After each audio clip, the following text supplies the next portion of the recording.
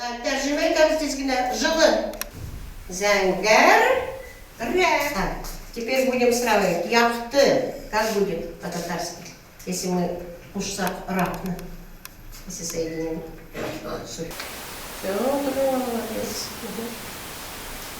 Мин Исем Артем. Я хочу изучать татарский. Мне нравится как бы изучать его тоже. Я тоже хочу, как друзья, по-татарски разговаривать с ними. Например, я поеду в Татарстан, там же тоже татары есть. В Татарстане тоже с друзьями какими-нибудь пообщаюсь. What have to school? What have to do at school?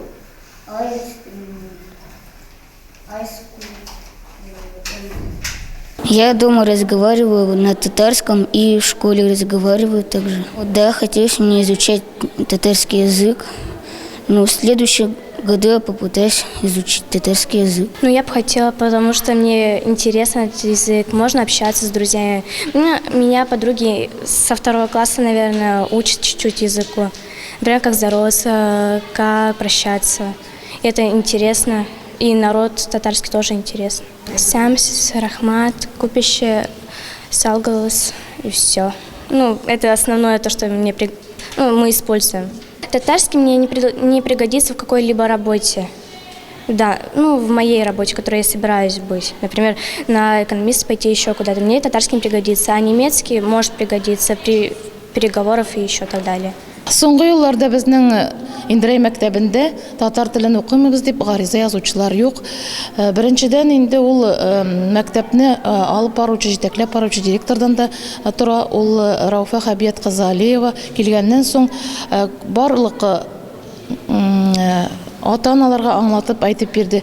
Бер кайсы да 1-нче, 2-нче, 3-нче классларда мин беләм, гариза белән без укымыйбыз дип гариза язмадылар. Балалар 100% нәрсәсе белән, количествосы белән инде укып торалар бүгенге көндә. Ул бик шатландыра. 3 сәгать укыйлар алар 1-нче класстан алып татар телен һәм әдәбиятын. Өлкән классларда 2 сәгать алсалар да, анда инде балалар 2009-10 елларда язган булсалар гаризаны, кайсы берәүләр барбыр кире кайталар татар телен укырга.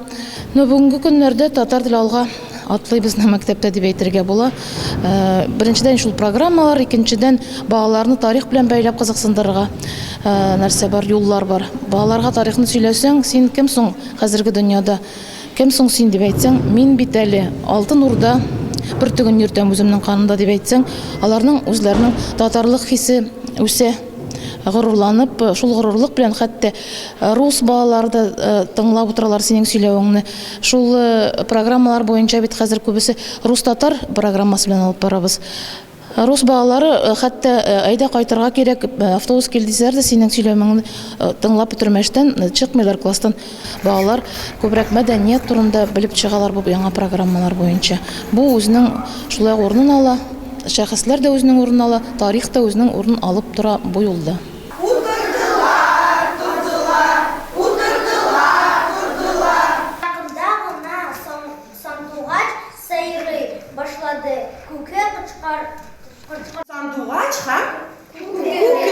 Чөнки татар теле безнең дуслар сөйләшәбез, дуслар белән укыйбыз, өйдә татарча сөйләшәбез. Чөнки татар телен мин яратам. Минем исемем Амонов Матлаб, мин укыйбыз 5-нче сыйныфта. Мин яратам татар теле. Я по нации таджик, и я учу татарский язык, потому что это легкий предмет, и люблю татарский язык, и мы с друзьями на улице разговариваем иногда по-русски, иногда по-татарски, но когда мне друзья какие-то вопросы задают, я понимаю некоторые вопросы. 2015 елдан безнең мәктәптә яңа стандартлар буенча татар телен 3 сәгать укытабыз. Безнең Шыкча мәктәбендә татар теленнән беркем дә баш тартмый. Чөнки мәктәп администрациясе шундый эш алып бара. Һәрбер ата ата-ана белән индивидуаль сөйләшеп, аларга татар теленең кирәклеген аңлатып, шуңа күрә киләчәктә мин уйлыйм, шул ата-аналар да, балалар да безгә рәхмәтле булырлар.